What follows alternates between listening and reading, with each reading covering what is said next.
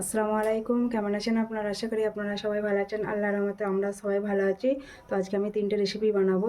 3টেই হচ্ছে নিরামিষ রান্না। একটা করব আলু পোস্ত ভাজা, আর লোটে শাক দিয়ে সবজি দিয়ে একটা তরকারি করব, আর একটা বানাবো পোস্ত বাটা দিয়ে ভেন্ডি চচ্চড়ি। তো আপনারা দেখতে থাকুন। তো এখানে আমি ভাত বসিয়ে দিয়েছি প্রেসার কুকারে। তো এবার আমি আলু পোস্ত ভাজার জন্য এখানে প্রথমে আমি আলুগুলো সিদ্ধ করে নেব।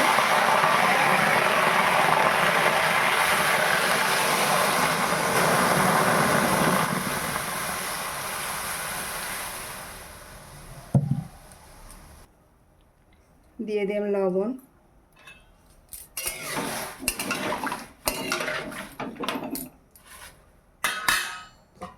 তো 10 মিনিট এটাকে আমি ঢাকা দিয়ে দেবো। তো আমার 10 মিনিট হয়ে গেছে, এবার দেখে নেব। আলু আমার সেদ্ধ হয়ে গেছে, এবার নামিয়ে নেব। তো এবার আমি ভেন্ডি চচ্চড়ি চাপাবো, তার জন্য আমার কড়া গরম হয়ে গেছে। এবার দিয়ে দেবো সরিষার তেল। তেল গরম হয়ে গেছে, এবার দিয়ে দেবো পেঁয়াজ।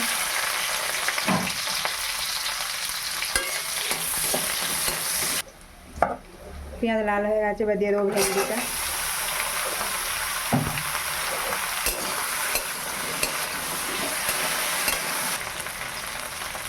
এবার দিয়ে দেবো হলুদ গুঁড়ো, অল্প ধনে গুঁড়ো, অল্প জিরে গুঁড়ো, অল্প লঙ্কা গুঁড়ো, তারপর দিয়ে দেবো লবণ, তারপর দিয়ে দেবো রসুন বাটা, দিয়ে এটা ভালো করে নেড়ে নেব।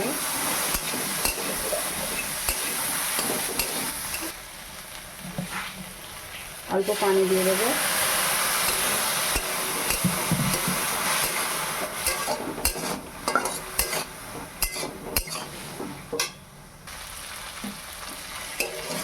তো আমার মশলাটা কষানো হয়ে গেছে, দেখুন বন্ধুরা।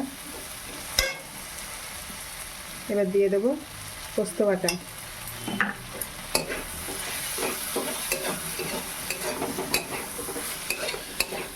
এবার দিয়ে দেবো পানি।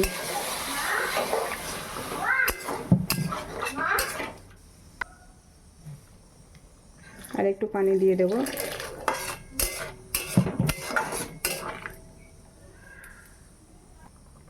এবার দিয়ে দেবো ধনেপাতা কুচি।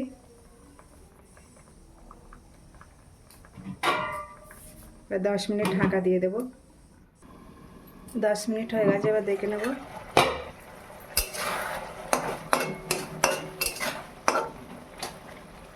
ভেন্ডি চচ্চড়িটা আমার হয়ে গেছে, এবার নামিয়ে নেব। এবার আমি লোটে শাকটা বানাবো, তার জন্য আমার কড়া গরম হয়ে গেছে। এবার দিয়ে দেবো সরিষার তেল।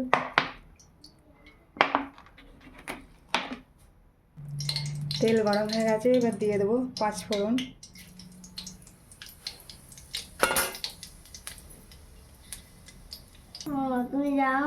দিয়ে দেবো পেঁয়াজ কুচি।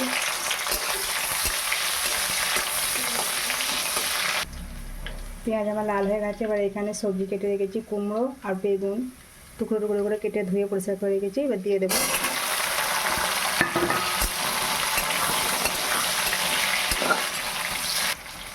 এবার দিয়ে দেবো লবণ। এবার দিয়ে দেবো রসুন বাটা।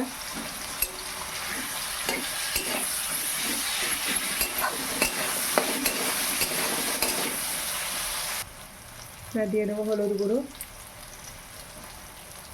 জিরে গুঁড়ো দিয়ে দেবো, লঙ্কার গুঁড়ো দিয়ে দেবো অল্প। এবার দিয়ে দেবো অল্প পানি।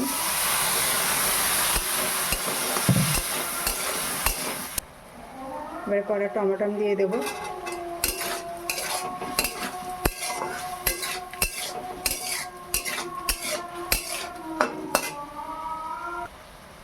এবার দিয়ে দেবো পোস্ত বাটা।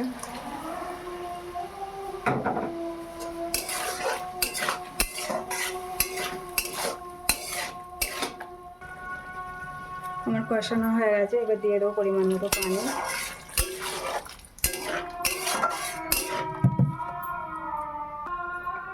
এবার লোটে শাকগুলো আমি এর উপরে দিয়ে দেবো।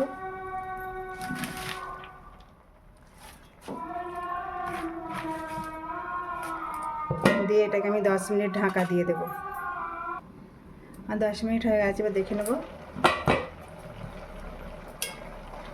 শাকটাকে আমি এইভাবে একটু নেড়ে নেব।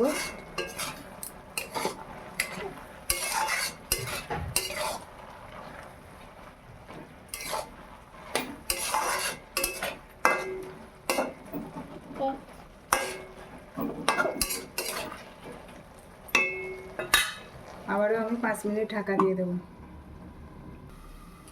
তো আমার 5 মিনিট হয়ে গেছে, এবার দেখে নেব। এবার দিয়ে দেবো অল্প পরিমাণে চিনি দিয়ে দেবো, ভালো করে আবারও নেড়ে নেব।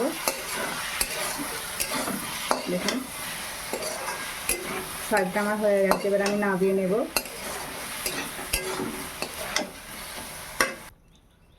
এবার আমি পোস্ত আলু ভাজা করব, তার জন্য আমার কড়া গরম হয়ে গেছে। এবার দিয়ে দেবো সাদা তেল। এটা আমি সাদা তেল দিয়েই ভাজবো, আপনারা চাইলে সরষের তেল দিয়ে ওটা করতে পারেন।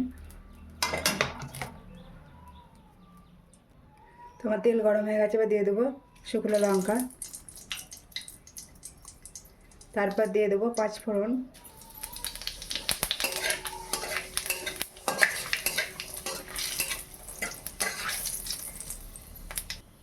তারপরে আমি আলুটা যে সিদ্ধ করে রেখেছিলাম সেটাকে এবার দিয়ে দেবো।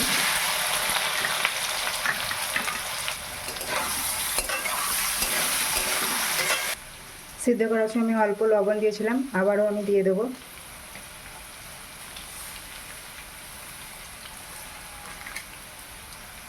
তারপর দিয়ে দেবো গোটা পোস্ত, তারপর দিয়ে দেবো ধনেপাতা কুচি।